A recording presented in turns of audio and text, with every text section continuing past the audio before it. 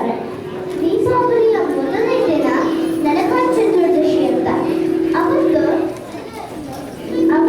ಎಲ್ಲರೂ ಬೇಗ ಎದ್ಬಿಟ್ಟು ಎಣ್ಣೆ ಹಾಕಿಕೊಂಡು ಸ್ನಾನ ಮಾಡಿ ಹೊಸ ಬಟ್ಟೆ ಹಾಕಿಕೊಂಡು ದೇವರಿಗೆ ಪೂಜೆ ಮಾಡುತ್ತಾರೆ. ಪುರಾಣ ಕಥೆಗಳ ಪ್ರಕಾರ ಶ್ರೀಕೃಷ್ಣನು ಸತ್ಯಭಾಮೆಯ ಸಹಾಯದಿಂದ ರಾಕ್ಷಸನಾದ ನರಕಾಸುರನನ್ನು ಕೊಂದು ಜನರಿಗೆ ಸಹಾಯ ಮಾಡುತ್ತಾರೆ.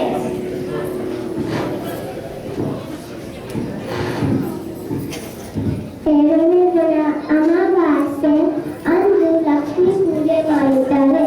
ಪುರಾಣ ಕಥೆಯ ಪ್ರಕಾರ ಲಕ್ಷ್ಮೀ ದೇವಿಯು ಸಮುದ್ರ ಮಂಥನ ಮಾಡಿದಾಗ ಹುಟ್ಟು ಬಂದರು. ಈ ದಿನ ಡೊಮೆಸ್ಟಿಕ್ ಪೀಪಲ್ ಅಲ್ಲಿ ಲಕ್ಷ್ಮೀ